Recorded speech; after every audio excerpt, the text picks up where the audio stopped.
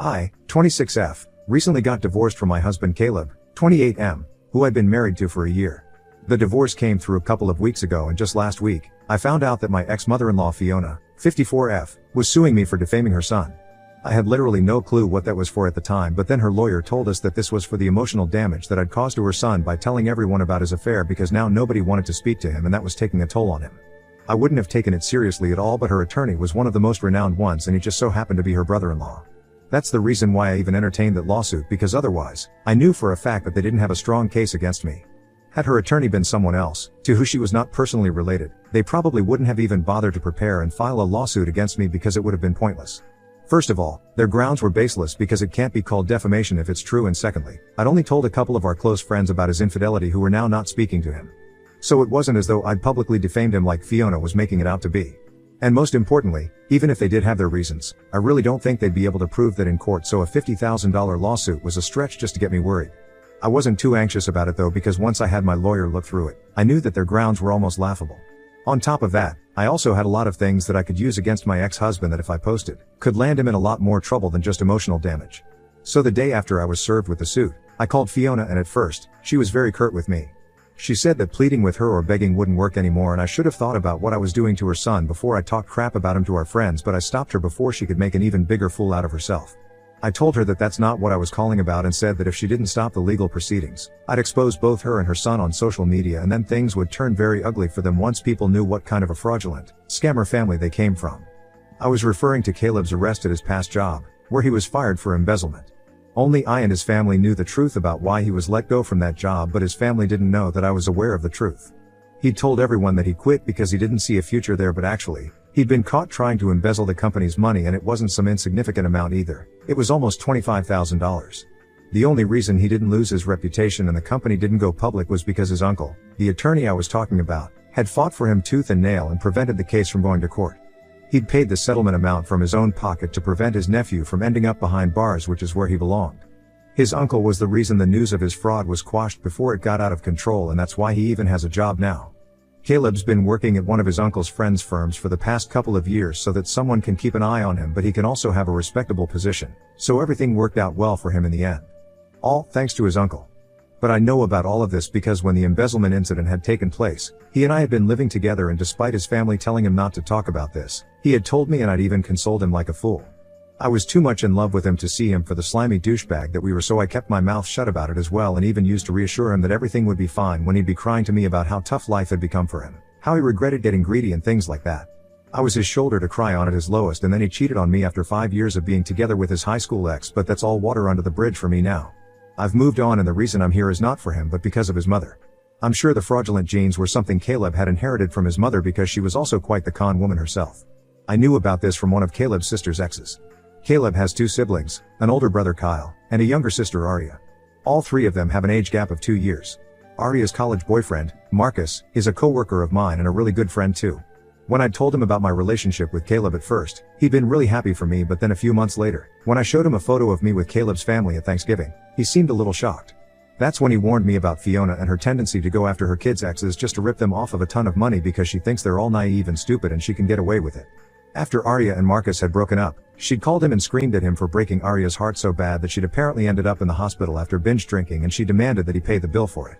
Marcus was not some wealthy guy, he was just a college student, but he still sent her all the money he could manage at the time because he felt guilty about whatever was happening to Aria. 2 days later, though, he saw her back on campus and she was doing just fine. He did try to question Fiona about the truthfulness of what she'd claimed, but she lashed out and sent him photos of Aria in a hospital bed.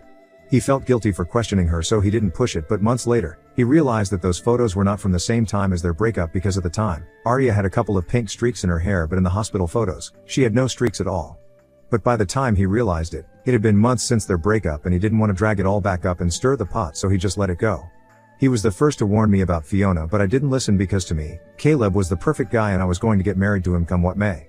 Then there was another instance at Kyle's birthday dinner party where I was sitting with Caleb's family, and his brother, Kyle, told us all that his ex had wished him a happy birthday, at which everyone had laughed really loudly. Then Caleb said something like a joke about her having to pay for her sins in the past, and then his mother said literally, and they all laughed again. It felt like an inside joke that I wasn't in on. I didn't understand what was so funny, so I'd asked about it on the way home, and Caleb had said that it was just an inside joke, so I didn't need to worry about it. Now I know that they must have pulled some similar crap with his ex as well, so this was their family's pattern, to harass and rip off their exes with Fiona's help after each and every breakup to take advantage of their naivete. It was only after our divorce that I realized what all this was really about and that I should have listened to Marcus and taken those jokes a lot more seriously than I did back then.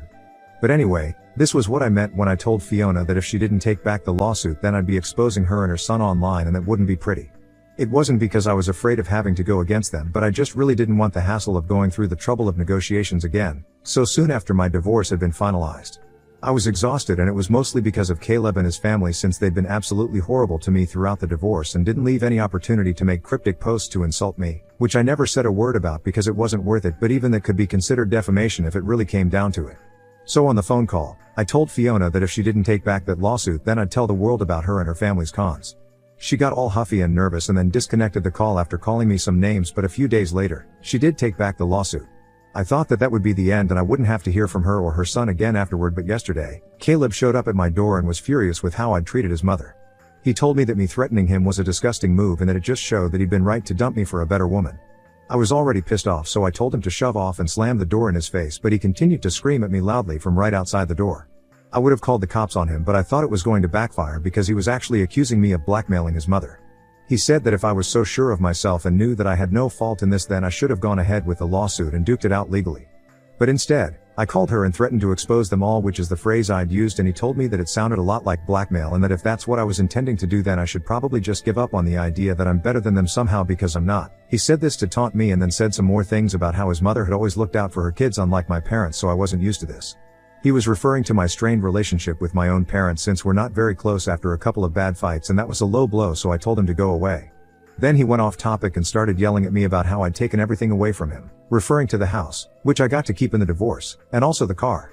I tuned out at that point because these things I'd already heard over 1,000 times over the course of the divorce, but the thing he said about blackmail kind of stayed with me even after he left. I guess I hadn't thought of it that way, but when he put it like that, I suppose that's what it really was. I don't know now what I'm supposed to do because I was just trying to protect myself and it seems like it's backfired. I don't understand how to go about this. Ida for telling my ex-mother-in-law that if she didn't take back her defamation suit then I'd expose her and her family's cons to everyone online. Update 1. Hello, you guys. Thanks for all the help and advice. It means a lot to me that so many of you commented on my post and stuff. I'm very grateful that a lot of you supported me. I mean, I guess what I did technically falls under the general category of blackmailish behavior, but it's not like I'm in the wrong anyhow. The only reason she even took back the suit was because she knew she'd get screwed over if she went ahead with it. I can sue her, I can get Marcus to sue her and talk to all the other exes about this, but I don't want to. It would be the right thing to do, and a lot of you have suggested that I do exactly this, talk to all the other exes and then together file a petition against Fiona and her kids, but that's a lot of work to put in for something I just want to forget and move on from. I don't know if it makes me a bad person or whatever, but I'm not a vigilante and neither am I interested in being one at the moment. Maybe sometime in the future if they try to mess with me again, then I might go ahead and do it, but not right now. I'm just recovering from a very hectic, tense, and stressful phase of my life right now, and what I need is to relax and unwind. I don't want to get caught up in Caleb and Fiona's drama all over again, so I hope you guys understand where I'm coming from. I haven't heard back from Caleb yet, even though it's been 3 days since his last visit where he threw his temper tantrum right outside my door. So it's either that he's forgotten or chosen to let this thing go, or maybe he's planning something. I think the first is very unlikely because he and his family are clearly suckers for any sort of drama and will do everything in their power to create some, even if it's themselves that they're making a total and complete fool out of. I already saw that petty side of theirs during the divorce, so I'm expecting something bigger and better this time since I've picked a fight with the biggest goon of the lot, my mother-in-law. She's not going to let this go and I know it. I've really insulted her by threatening her, and now that their teeny tiny egos are hurt, they'll do everything in their power to hurt me or humiliate me. I've kept my lawyer on hold in case things get out of hand, even though I'm planning to avoid suing them as far as I can because I don't have that sort of time and energy, and frankly, I don't want to spend a ton of money again on this. I'm just praying for the best right now because there's nothing else I can do. Update 2. Okay, so I was right about them having something worse for me in mind than just letting me off the hook with a phone call or some half-hearted lawsuit that they'll know they're gonna lose. They decided to drag my parents into this, and it was a disgustingly low move since I've already mentioned that my relationship with my parents is not the best. I'd mentioned in my original post that Caleb was already picking on me about it and trying to make me feel bad about it the last time we interacted, and this time, they doubled down on it. It's sickening and I still can't believe they did so. For context, my parents and I have never been on the best terms anyway. Right from when I was a kid, I knew that they weren't exactly ready to have me and were mostly taking care of myself.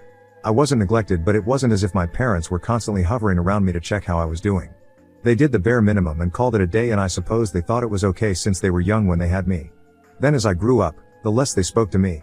All my bills would be paid, I'd have nice clothes and was well fed, but I didn't really have a relationship with my parents. They were just there, they were alive and they were there, so I didn't feel too bad leaving for college, and neither did we have some tearful, emotional goodbye. I think all of us were kinda relieved that we wouldn't have to live under the same roof and make each other awkward and uncomfortable while crossing paths or sitting in the same room without talking. So that's how it was. During college, I barely spoke to my parents because I was busy with my new life and new friends. They didn't check on me either, so we just stopped calling. I didn't even go back for the holidays since I didn't think they'd appreciate or even want me there, and from whatever I saw on social media, I didn't think they missed me at all.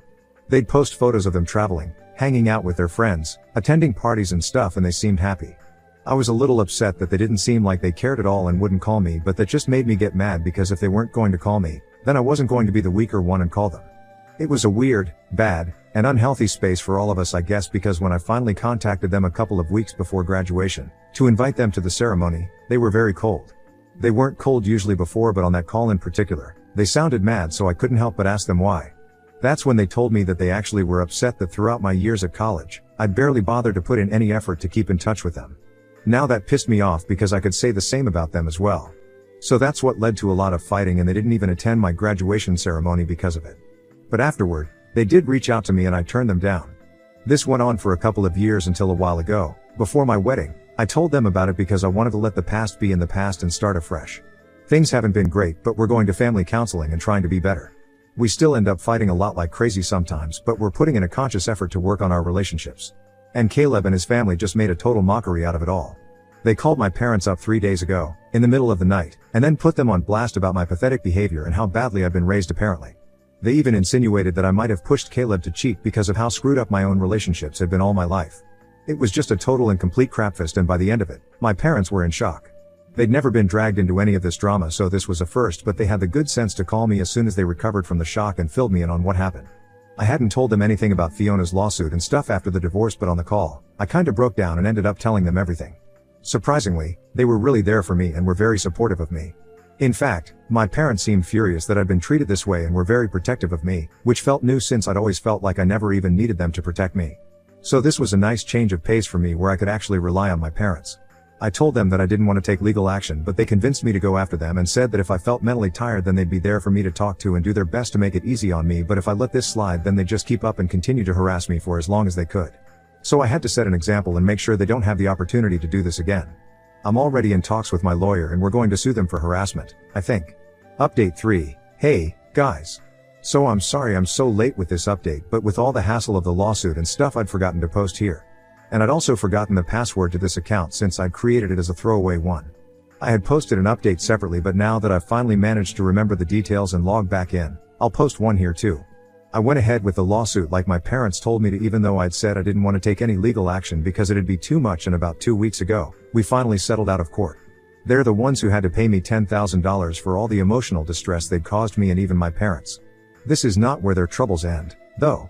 Because once I'd told my parents everything and they'd supported me, I'd also told them about the scam Fiona had tried to pull by involving her lawyer brother-in-law and sending me some bogus lawsuit just to force me to entertain it and then give them a ton of money for nothing. I told them about the past instances of my husband's dishonesty at work and Fiona's tendency to try and rip off her kids' exes as payback. It was pretty messed up, and my parents told me that since I was going after them anyway, I should probably tell Marcus about it too, and see what he wants to do about it. I did do that, and even though he didn't go after them legally because it had been such a long time, he made a post about it on social media and it blew up because apparently they'd been running this scam for ages and it had happened to all of their exes. Fiona had been involved in ripping off all, and I mean every single one of her kids' exes, regardless of what financial background they came from or what their age was. This family didn't even spare their high school exes, which was ridiculous to even think of, and it was always the same tactics: emotional manipulation, lies, and then guilt tripping. Sometimes it was a small amount, but sometimes, like with Marcus, it was a substantial amount with the hospital bills that he'd been forced to cough up. It was crazy how long this had been going on, and even crazier that all of us had tried to keep this quiet because that family had made us think we were somehow the bad guys here. But long story short, they're getting a lot of hate on social media, and it got to the point where they pretty much had to deactivate all their accounts because they couldn't defend themselves from all the trolling. It wasn't just the exes, but their exes' friends and stuff also who joined in and were actually demanding the money back from them. It's become a whole thing now, and I love how nasty everyone's being to them because this is just like giving them a taste of their own medicine. I suppose when Fiona and Caleb tried to mess with me, they really overplayed their hand and now they're regretting everything because not only did they have to pay me back but now it seems that they might have to return all the money they'd scammed people out of. No wonder their family was so well off. I'm sure they've been just as dishonest in their jobs as well, just like Caleb had been. There's not a decent bone in their body and this is just proof of it, but at least I'm not part of that family anymore. I've managed to get a restraining order against them too, so I'm not worried about them bothering me after this either. And I'm glad that this gave my parents and me an excuse to kind of get back on better terms, because ever since that phone call they made to harass my mom and dad, we've all been a real unit and have dealt with this like a real family would, and I'm so proud of us for doing so. Life's good right now.